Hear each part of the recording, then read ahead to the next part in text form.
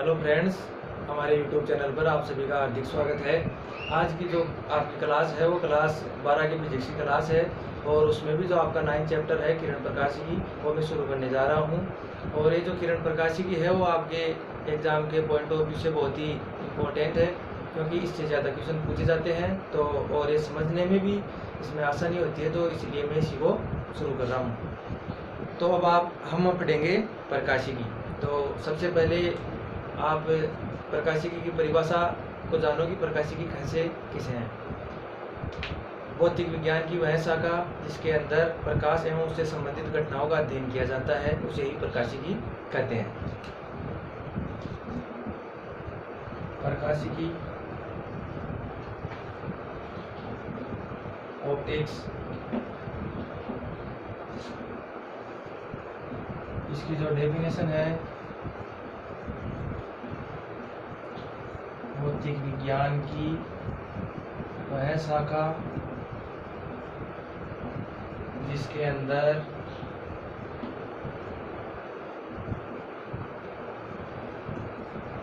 प्रकाश व उससे संबंधित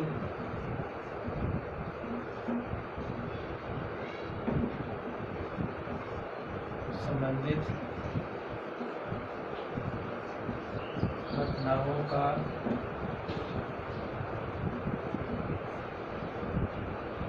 अध्ययन किया जाता है।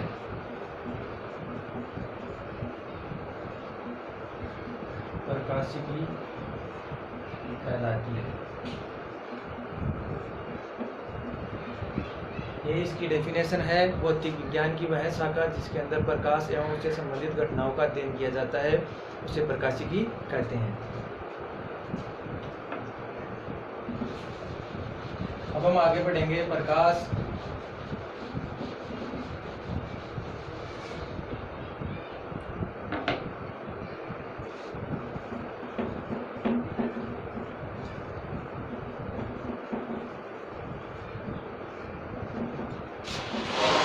लाइट। तो आज तक आपने इसकी डेफिनेशन पढ़ी भी होगी कि प्रकाश कहते किसे हैं। बचपन से हम पढ़ते आ रहे हैं और 9th 10th क्लास में भी पढ़ा है कि वह ऊर्जा जिसके द्वारा हम किसी वस्तुओं को आसानी से देख सकते हैं उसे ही प्रकाश कहते हैं। आप मुझे देख रहे हैं, ये भी प्रकाश के कारण ही संभव है। लेकिन अभी आप क्लास 12th में हैं तो आपको अपना स्टैंडर्ड थोड़ा बढ़ाने की ज़रूरत है।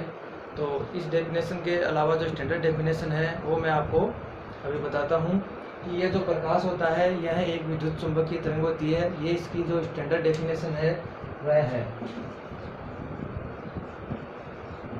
यह एक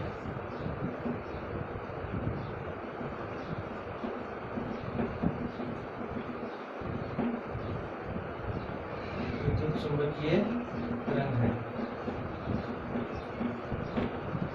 विद्युत चुंबकीय तरंगे और भी होती है, जैसे रेडियो तरंगे हो गई, गामा तरंगे हो गई, अल्फा तरंगे हो गई। तो ये भी जो प्रकाश है वो भी एक इसी का हिस्सा है। हम इन तरंगों को दृश्य तरंगे भी कहते हैं, क्योंकि इनके कारण हम देख सकते हैं, इसलिए इनको दृश्य तरंगे भी कहते हैं। ये जो दृश्य तरंगे होती है ये 7 रंगों से मिलकर बनी होती है। जो इंद्रधनुष के 7 रंग होते हैं विबग्योर, आपने पढ़ा भी होगा।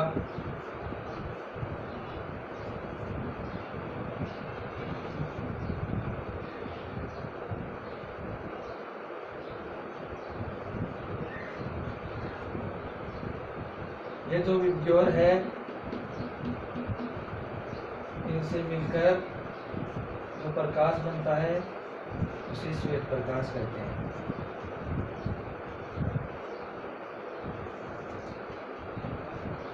और इसके बारे में अगर आपको और भी जानना है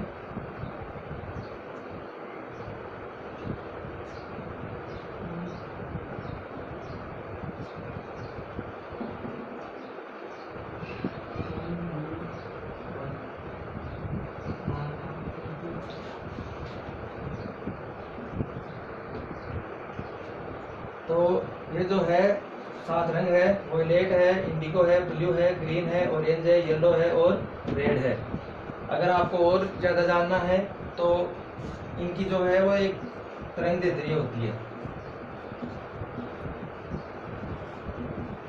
लैम्ब्डा।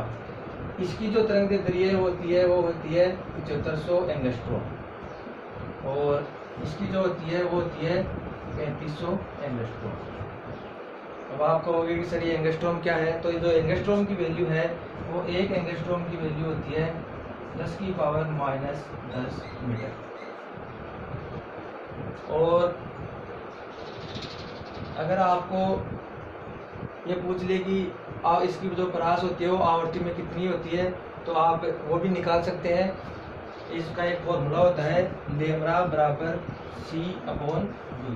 ये जो c होता है ये तो होता है प्रकाश का वेग और वो भी निर्वात में, और ये जो होती है ये होती है आवर्ती। तो अगर आपको लैम्ब्डा का मान दिया हुआ है तो आप आवर्ती आराम से निकाल सकते हो। मैं इसकी वैल्यू आपको निकाल के बता देता हूँ कि कैसे क्या निकलती है।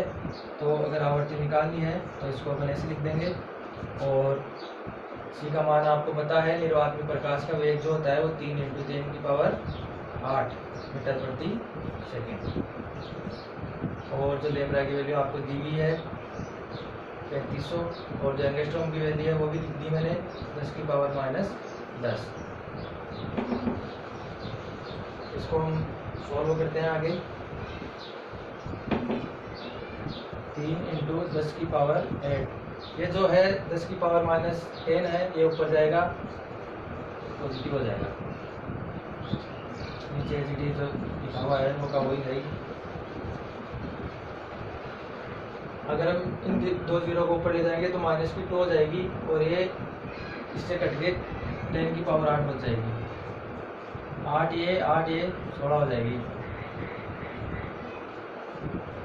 35 को बाहर नहीं है,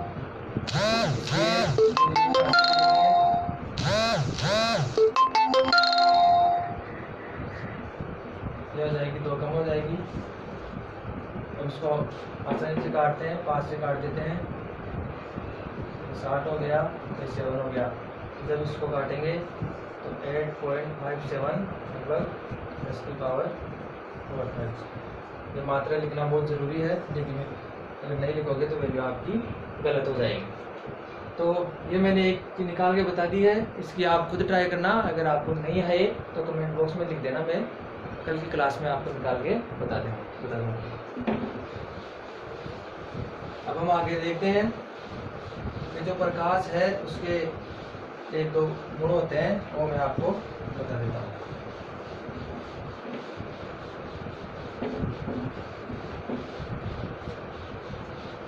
जो प्रकाश है उसको संचरण के लिए माध्यम की आवश्यकता बिल्कुल भी नहीं होती है, वो निर्वात में भी गमन कर सकता है। लेकिन जो प्रकाश का जो वेग है वो माध्यम पर निर्भर जरूर करता है। तो इसका जो गुण है वो गुण यही है कि प्रकाश के संचरण के लिए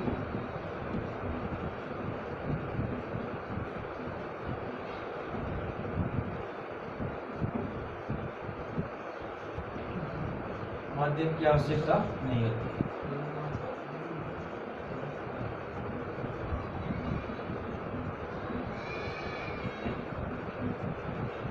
किंतु इसका जो वेग है माध्यम पर निर्भर करता है।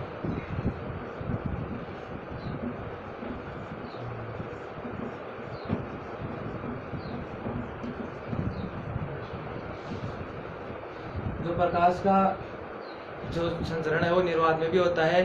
जो सूर्य है उससे प्रकाश हमारे पृथ्वी तक पहुंचता है, बीच में कोई माध्यम है नहीं, फिर भी वो पहुंचता है। तो इसका जो प्रॉपर्टीज है वो है कि वो संचरण के लिए माध्यम की आवश्यकता नहीं है, तभी ये पहुंचता है। लेकिन माध्यम पर निर्भर इसलिए करता है कि निर्वात में इसका वेग सबसे ज़्यादा होता है, और जैसे ही माध्यम बदलेगा इसके वेग में भी परिवर्तन हो जाएगा। ठोस में उससे कम हो जाएगा, द्रव्य में उससे और भी कम हो जाएगा, और गैसों में उससे और भी कम हो जाएगा। और जो इसका जो निर्वात में वेग है उसका जो मान है वो होता है 3 × 10⁸ मीटर प्रति सेकंड। अब आपको लग रहा होगा ये तो बहुत छोटा है, लेकिन मैं इसको थोड़ा डिटेल में बता देता हूँ। 3 × अगर मैं इसको अलग अलग लिखूँ तो इसके 8 0 लगानी होगी। ये हो गया इसका वेग। अब इसको अगर किलोमीटर में चेंज करें तो 1000 का भाग लगेगा, 3 0 कट जाएगी और जो बच गई वो हो गई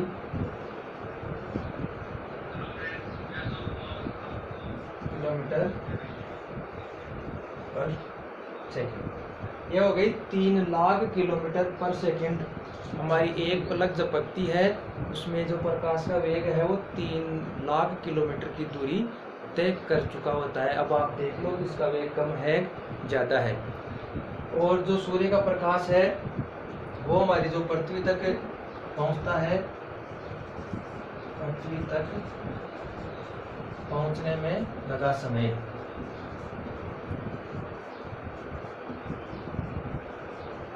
इसको जो समय लगता है वो लगता है 8 मिनट और 24 सेकंड। अब आप देख लो 3 लाख किलोमीटर के वेग से चल के 8 मिनट 24 सेकंड समय लेता है पृथ्वी तक पहुंचने में। तो सोचो सूर्य हमसे कितनी दूर है। अगर ये और पास होता तो हम जला के राख कर देता हमको ये, हम शायद पृथ्वी पर जी नहीं पाते। तो ये जो प्रकाश है उसके बारे में आपने जाना कि इसका वेग क्या होता है, क्या तरंगदैर्घ्य होती है, इसको कहते किसे हैं। अब जो है आपकी ऑप्टिक्स है ये 2 प्रकार की होती है, एक होती है किरण प्रकाशिकी, एक होती है तरंग प्रकाशिकी। और जो इस चैप्टर में हम है वो हम किरण प्रकाशिकी का अध्ययन करेंगे, उसके बाद में आगे हम तरंग प्रकाशिकी का भी अध्ययन करेंगे। तो ये जो प्रकाशिकी है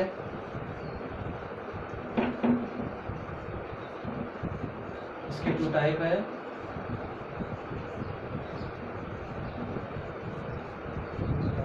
किरण प्रकाशिकी, तरंग प्रकाशिकी।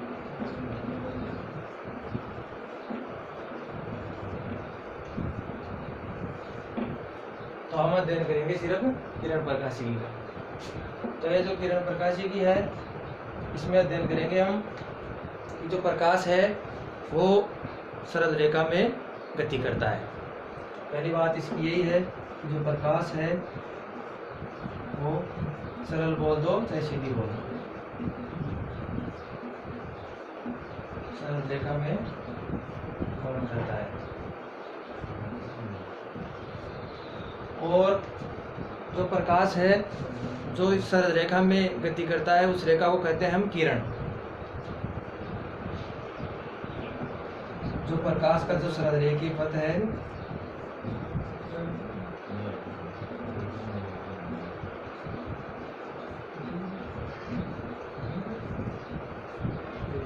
प्रकाश का सरल रेखीय पथ किरण कहलाता है।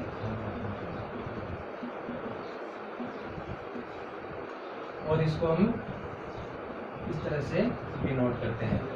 लेकिन जब एक से अधिक किरण हो तो उन जो किरणों का समूह है उसको हम कहते हैं किरणपुंज।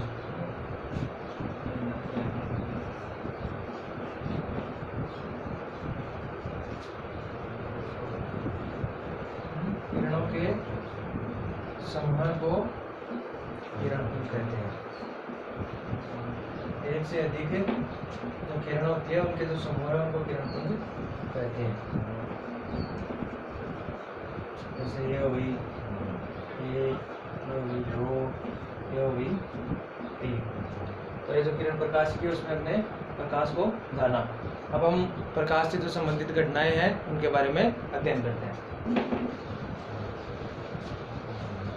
तो प्रकाश से संबंधित प्रकाश क्या क्या घटनाओं को दर्शाता है मैं आपको बिल्कुल बेसिक से एक एक चीज़ को आसानी से समझाऊंगा ताकि आपको रटने की बिल्कुल भी ज़रूरत ना पड़े। एक एक चीज़ को आपको आसानी से समझना है। तो इसकी घटनाओं के बारे में ये जो हम एक प्रश्न लेते हैं जिसको बोलते हैं वर्तकारी प्रश्न। और इधर मान लो एक माध्यम है, इसको माध्यम का नाम दे देते हैं, इसको माध्यम को नाम दे देते हैं। तो जब कोई प्रकाश की किरण इस माध्यम से आई, इस वर्तकारी पृष्ठ पर टकराई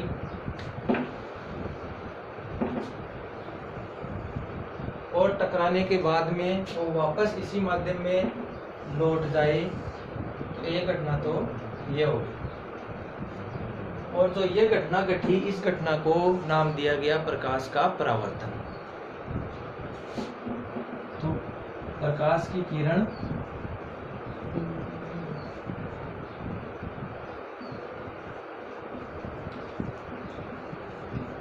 एक माध्यम से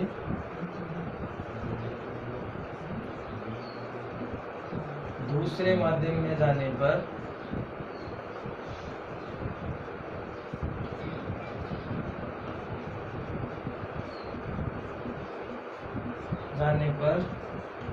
वर्तकारी पृष्ठ, इसको करिश्मा भी बोलते हैं, से टकराकर वापस उसी माध्यम में लौट जाएगी।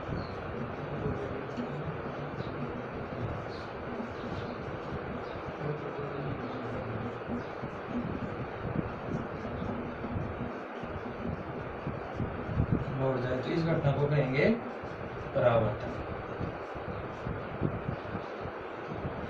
यह घटना हो गई परावर्तन। लेकिन जब यह प्रकाश की किरण इस वर्तकारी पृष्ठ से टकराने के बाद में अगर अपने पथ से विचलित होकर यह दूसरे माध्यम में प्रवेश कर जाए, भी जा सकती है। तो ये जो घटना घटी, इस माध्यम से आई, वर्तकारी पृष्ठ पर टकराई और दूसरे माध्यम में चली गई, तो ये जो घटना घटी, इस घटना को नाम दिया गया प्रकाश का अपवर्तन। तो दूसरी घटना घट गई प्रकाश की किरण एक माध्यम से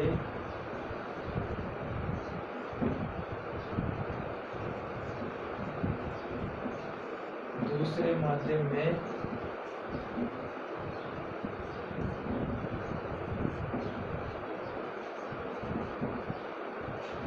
जाने पर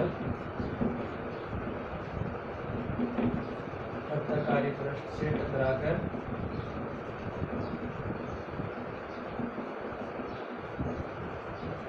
दूसरे माध्यम में प्रवेश कर जाए।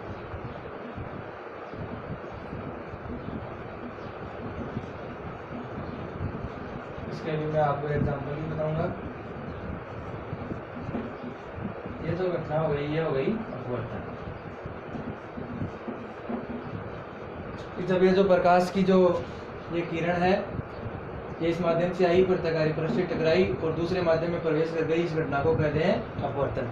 लेकिन एक घटना और भी होती है, प्रकाश की किरण आई और ना तो इस माध्यम में, जिस माध्यम से आई, ना तो उस माध्यम में गई, ना वो दूसरे माध्यम में प्रवेश गई, वो इस वर्तकारी पृष्ठ द्वारा अवशोषित कर ली गई।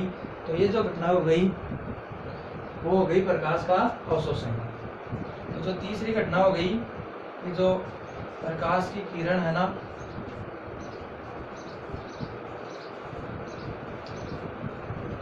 वो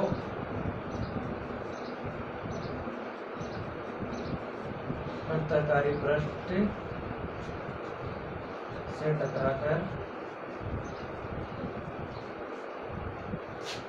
टकराकर किसी भी माध्यम में न जाए। ये जो डेफिनेशन है बिल्कुल आसान भाषा में है, न जाए कहने का मतलब इस वर्तकारी पृष्ठ द्वारा अवशोषित कर ली गई, तो इस घटना को कहती है अवशोषण।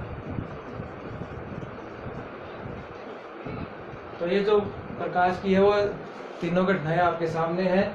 और अब इसके बाद में हम डिटेल से पढ़ेंगे। जैसे पहले प्रकाश का परावर्तन पढ़ेंगे, उसके जो नियम है वो पढ़ेंगे, और उसके बाद में अपवर्तन पढ़ेंगे, उसके बाद में अवशोषण पढ़ेंगे। तो आज की क्लास के लिए इतना ही काफ़ी है, बाकी आगे की क्लास में हम पढ़ेंगे।